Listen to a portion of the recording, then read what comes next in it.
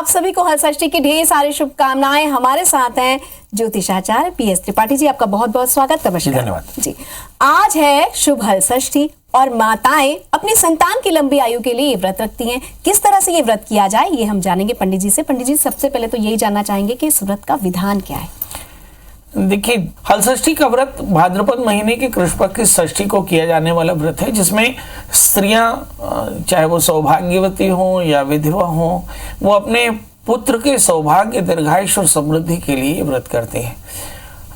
अपुत्रवान या संततिहीन जो स्त्रियां हैं वो संतान की कामना से, और जिनको संतान है वो संतान के दीर्घायुष्य की कामना से, संतान के स्वास्थ्य की कामना से छठ का व्रत करती हैं। इसमें भाद्रपद महीने के कृष्ण पक्ष की षष्ठी को जो व्रत किया जाता है उसको अलग अलग प्रदेशों में अलग अलग तरह के नाम, कहीं ललही छठ है, कहीं हर छठ है, कहीं हल षष्ठी का व्रत है। ये इस तरह का व्रत है और ऐसा माना जाता है कि संतान की दीर्घायुष्य की कामना से व्रत किया जाता है। और इस व्रत का विधान है कि इसमें माताएं व्रत करती हैं और शिव का सपरिवार पूजन करती हैं। इसमें खासकर स्कंद की पूजा होती है। स्कंद जो भगवान शिव और पार्वती के पुत्र हैं, इसमें गणपति का पूजन होता है, शिव परिवार का सपरिवार पूजन होता है। स्त्रियां एक तालाब बना करके उसमें कांस के पौधे को रोप करके और फिर उसी तरह से व्रत करती हैं। व्रत कांस की पूजा करते हैं, शिव परिवार का पूजन करती हैं, षोडशोपचार से पूजन करके और फिर भगवान की कथा सुनती, माने इस व्रत की कथा सुनती हैं। दूसरी बात यह है कि इसमें व्रत में नियम है कि बिना हल चली हुई जमीन से जो अन्न उगता है, इसे आप लोग पसहर कहते हैं। ये पसहर चावल का आहार और भैंस के दूध से बनी हुई दही का आहार किया जाता है। तो ये एक नियम है। कुछ लोग इसमें महुए का भी इस्तेमाल करते हैं। तो ये महुआ, पसहर का चावल और दही, भैंस की दही का इस्तेमाल होता है और स्त्रियां इसी का भोग लगाकर इसी का आहार लेती हैं। इसमें चूंकि बच्चों का त्योहार है, बच्चों के लिए त्योहार है, इसलिए बहुत सारे खिलौने रखे जाते हैं। मैं बाल्यावस्था से ये कथा करने जाता था, इसलिए इस कथा को मैंने बहुत प्रैक्टिकली देखा कि इस कथा को कभी अकेली महिला नहीं करती। ये महिलाएं समूह में करते हैं। जब बहुत सारी महिलाएं इकट्ठी हो जाएं तो किसी के आंगन में बैठ करके एक बढ़िया सा तालाब बना लेती हैं, उसके किनारे शिव परिवार को बैठा करके कांस के पौधे रोप करके और सुंदर भगवान शिव के परिवार की पूजा करके, इसमें लाई है, बताशे हैं, वो हमारे यहाँ चुकिया में, मिट्टी की चुकिया में एक हमारी अम्मा बनाया करती थी, वो एक मीठा शक्कर का पारा, तो वो रख करके और फिर भगवान शिव की पूजा करके और फिर व्रत करती थी। व्रत का पारण फिर वो पसार के चावल और दही से करती थी। तो इस तरह से भगवान शिव परिवार के पूजन का विधान है और भगवान शिव से ये कामना होती है कि वो सौभाग्यवती स्त्री को आशीर्वाद दें कि उनका पुत्र या उनकी संतानें दीर्घायुष्य और स्वस्थ और कल्याणकारी हो। जी पंडित जी, आपने बहुत अच्छा बताया कि किस तरह से संतान प्राप्ति के लिए और संतान की दीर्घायु के लिए महिलाएं ये व्रत करती हैं। आपने ये भी बताया कि इसका विधान कैसा है, कैसे हम शिव पार्वती परिवार को एक साथ बिठाते हैं, सगरी बनाते हैं और उस पर कांसे की फूल को लगाकर उसके बाद हम पूजा करते हैं। अब पंडित जी, सवाल ये उठता है कि ऐसा भी कहा जाता है कि जिनके पुत्र नहीं है उन्हें ये व्रत नहीं करना चाहिए, लेकिन बहुत सारे परिवार ऐसे हैं जिनके यहाँ एक ही संतान है, तो क्या वो भी इसका व्रत रख सकती हैं? देखिए, मुझे ऐसा लगता है कि हमारे यहाँ ऐसा कहीं विधान लिखा नहीं है कि किसे करना चाहिए और किसे नहीं करना चाहिए, है ना। इसमें लिखा है कि संतान की कामना से, संतान के सौभाग्य की कामना से, संतान के दीर्घायुष्य की कामना से इस व्रत को करना चाहिए। तो मैंने तो बहुत जगह पे कन्याओं को भी इस व्रत को करते देखा, है ना। बहुत जगह पर सौभाग्यवती स्त्रियां जिनको संतान नहीं है उनको भी करते देखा, क्योंकि मैं निजी तौर पर इस व्रत को मतलब 25 साल तक इस कथा को करता और कराया आया। तो निजी तौर पर मैंने देखा कि ये त्योहार मन से बड़ा जुड़ा हुआ है। हर वो लड़की जो संतान चाहती है, जो संतान की दीर्घायुष्य की कामना करती है, वो अपनी माँ के संग आकर के भगवान का पूजन कर लेती है। तो ये मैंने देखा है कि कन्याएं भी कर लेती हैं, अपनी माँ के साथ मिलकर बहुएं भी कर लेती हैं, माताएं भी कर लेती हैं, और मैंने विधवा स्त्रियों को भी इस व्रत को करते देखा है, क्योंकि उनको भी संतान होती है। तो इसलिए संतान के कल्याण की कामना से व्रत को किसी भी आयु वर्ग का कोई कर सकता है, स्त्रियां।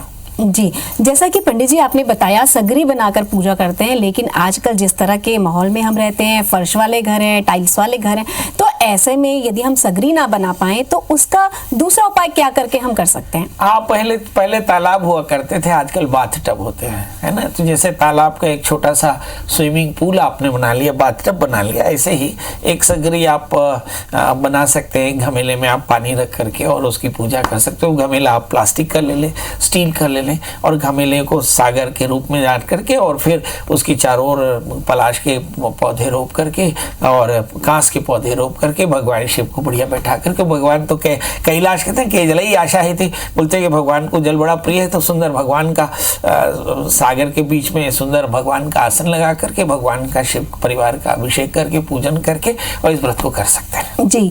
और अगर मैं बात करूं पंडित जी की पूजा की थाली में हमें किन किन चीजों को अनिवार्य रूप से रखना चाहिए, तो आप क्या कहेंगे? देखिए, हमारे यहाँ पे सिंदूर, कुंकुम, अक्षत, फूल, अगरबत्ती, दिया, मौली, सूत्र, ये तो सारी चीज होती है, रोली, मौली।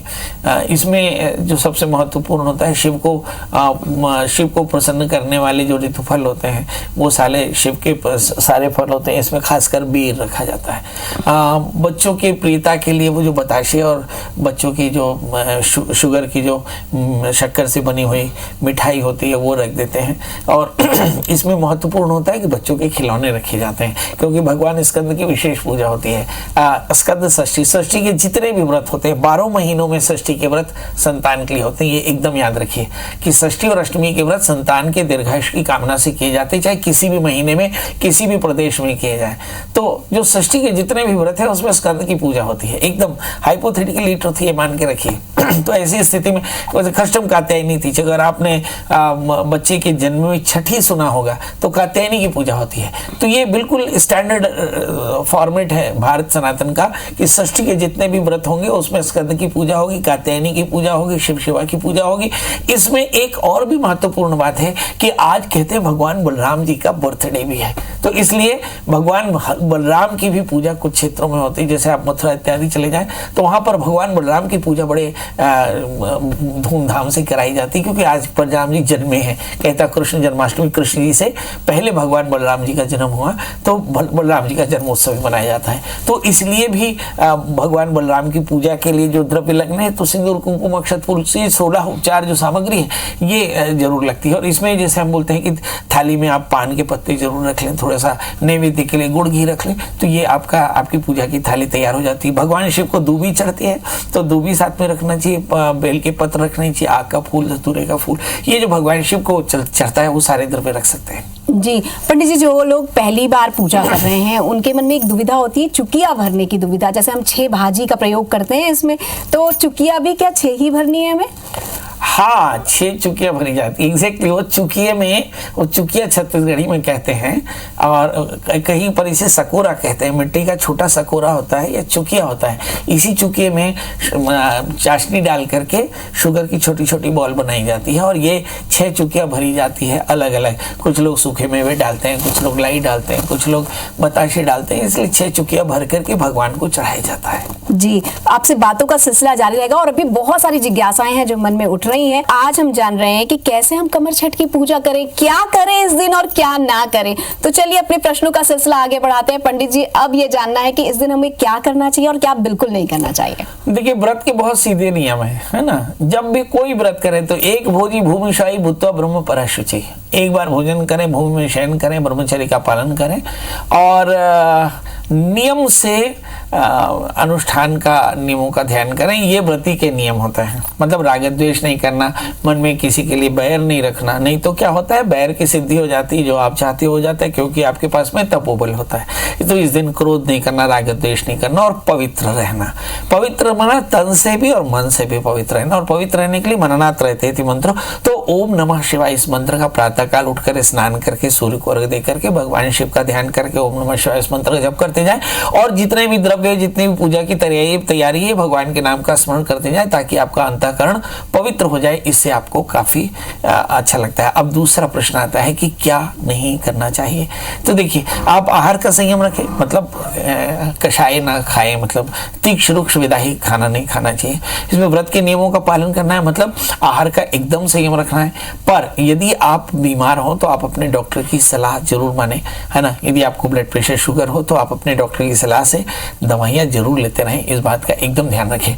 क्योंकि व्रत का अर्थ होता है बर्ताव, और मेरा ख्याल है कि ये आपके अंतःकरण का निग्रह है, इंद्रियों पर निग्रह है, इसके अलावा कुछ नहीं। इसमें शरीर को प्रताड़ित करने का कोई विधान नहीं है, किसी भी व्रत में नहीं है। इसलिए आप एकदम डॉक्टर की सलाह में, यदि आप बीमार हो तो अपने डॉक्टर की सलाह से आप आहार लेते रहें। एक दूसरी चीज ये है कि इस दिन भगवान शिव और शिवा की पूजा होती है, स्कंद और गणेश की पूजा होती है, कार्तिकेय की पूजा होती है, तो इनके सुंदर मिट्टी के विग्रह आप अपने पास बना लें। ये जो कथा है, सबसे पहले ये पूजा की थी कृष्ण की माता देवकी ने। कहते हैं कि कंस ने 6 बच्चों को मार दिया, तो नारद जी प्रकट हुए और नारद जी ने देवकी से कहा कि देवकी, अगर तुम अपने बच्चों को बचाना चाहो तो तुम हलषष्ठी का व्रत करो। तो सबसे पहले ये देवकी ने किया। फिर कहते हैं कि इसी तरह से एक राजा हुआ करता था जिसने, बड़ा चंद्रवत नाम का राजा था, उसका बच्चा उसने बलि दी अपने बच्चे की, और तालाब में पानी आने के लिए। फिर चंद्रवत स्त्रियों के कहने से चंद्रवत ने सपत्नी का हलषष्ठी का व्रत किया, इससे संतान उसे प्राप्त हुई। तो कहते हैं कि संतान के कल्याण की कामना से हमें इस व्रत को अच्छे से करना चाहिए, श्रद्धा के साथ करना चाहिए, तब ये व्रत सिद्ध होता है। जी, यानी कि इस व्रत की शुरुआत हुई थी माता देवकी से, और उसके बाद ये व्रत चलता रहा।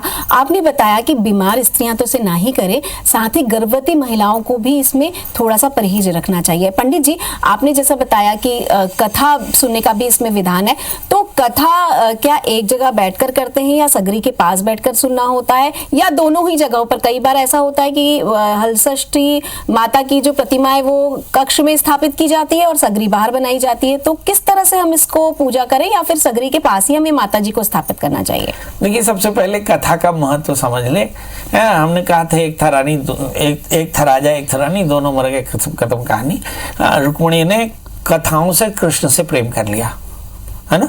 तो कथाएं माने कहा गया, है ना, भगवान की कृपा के बारे में कहा गया कि एक चंद्रवत राजा थे, उन्होंने एक तालाब बनाया, तालाब में पानी नहीं था तो बड़ा दुखी होने लगे राजा। तो फिर एक ने बताया कि भाई अपने पुत्र को तालाब में रख दो तो पानी भर जाएगा। पानी भर गया और पुत्र डूब गया। फिर चंद्रव्रत ने स्त्रियों के कहने से सपत्नी व्रत किया, तो इससे पुत्र पानी से बाहर आ गया। इस कथा को सुनने से ये सार निकलता है कि अगर हम श्रद्धा से इस व्रत को करें तो हमारा पुत्र सौभाग्यशाली होगा, दीर्घायुष्मान होगा।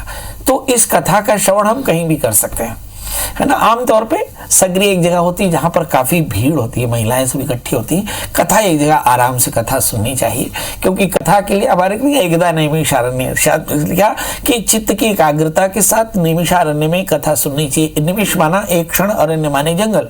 जब मन रूपी जो चंचल मन है, ये आपकी जो वृत्तियां हैं, एक क्षण के लिए शांत हो जाए, ऐसी जगह में बैठकर कथा करना चाहिए। तो वो आपके घर की डेहरी हो सकती है, आंगन हो सकता है, डाइनिंग रूम हो सकता है, कहीं भी हो सकता है। कथा का कहीं कोई विधान ऐसा विशेष नहीं है, मगर ये सारे प्रोटोकॉल पूरे होने चाहिए कि सगरी बनाएं और भगवान शिव का पूजन करें, कार्तिकेय स्कंद का पूजन करें, और फिर कथा का श्रवण करें, और फिर आरती पुष्पांजलि करें, क्षमा प्रार्थना करें। जी, ऐसा भी सुना है पंडित जी हमने कि इसमें गाय के दूध या दही का प्रयोग नहीं किया जाता, इसके पीछे की वजह? ऐसा माना गया है कि एक दूध वाली थी और उसने लोभवश गाय के दूध को बांट करके पैसे अर्जित कर लिए, इससे उसको संतान की हानि हुई। इसके चलते उसने वापस से फिर भैंस के दूध बांट करके और फिर व्रत को पूरा किया, जिसके प्रभाव से उसका पुत्र जीवित हुआ। तो ऐसा माना जाता है कि गाय के दूध का निषेध किया जाता है इस दिन। एक और भी है कि हमारे यहाँ गाय को पूज्य माना गया, इसलिए गोरस का निषेध हुआ कि जहाँ पे हम माता की, शिवा की पूजा करते हैं, वहाँ पे गोरस का निषेध करते हैं। उस समय भैंस के दूध से व्रत का पारण करते हैं, क्योंकि गाय का दूध लेना भी हिंसा है। तो ऐसा विधान है कि गाय का दूध भी नहीं निकालना चाहिए, है ना, क्योंकि उस दिन एक माता दूसरे माता से दूध लेवे, और खासकर वो गौ माता हो, तो इसलिए उसको भैंस के दूध का आहार लिया जाता है। जी, ये आपने बहुत अच्छी बात बताई कि हमें भैंस के दूध का प्रयोग करना है। अब पंडित जी, ये जानना है हमें कि जो माताएं या बहनें इसका पारण करना चाहती हैं वो और उसे आगे नहीं कर सकती अस्वस्थ होने के कारण या किसी और कारणवश, तो इसका पारण कैसे किया जाए? देखिए, व्रत के पारण के लिए, जो किसी भी व्रत के पारण के लिए एक ही विधान है कि हम उस व्रत को करके और फिर उसका हवन कर दें और उसकी पूर्णता का संकल्प ले लें, भगवान से क्षमा मांगने, भगवान ये वाक्य नहीं होता हमसे। तो बस यही पारण का विधान है। तो हर कर्म के लिए प्रायश्चित है और प्रायश्चित के लिए हमारे यहाँ दान है, नाम है और यज्ञ है ना। कि जैसे हमको मंगल का व्रत करना है तो भाई मंगल का व्रत उद्यापन करना है तो उद्यापन माना हम हवन करेंगे, मंगल के वस्तुओं का दान करेंगे और यज्ञ करके नाम का जाप करके और व्रत की पूर्णता करेंगे। ऐसे ही हलषष्ठी व्रत में खिलौने रख करके, बताशे रख करके भगवान शिव की पूजा करें और वही सारी चीजें वस्तुएं भगवान शिवा के सब विग्रह लेकर के पंडित जी को दान करें कि पंडित जी अभी हमारी पूर्णता है, अब आगे हमसे ना होगा। जी आगे जी उद्यापन है। जी बिल्कुल, आपने बहुत सारे विधान हमें बताए, इतना समय हमारे लिए निकाला, इसके लिए बहुत बहुत धन्यवाद। हम आशा करते हैं दर्शकों के इस हलषष्ठी की पूजा में जितनी भी उपाय पंडित जी ने आपको बताए हैं उसका आप पालन करेंगे। आपके लिए हलषष्ठी शुभ हो, इसी कामना के साथ हमें दीजिए अनुमति।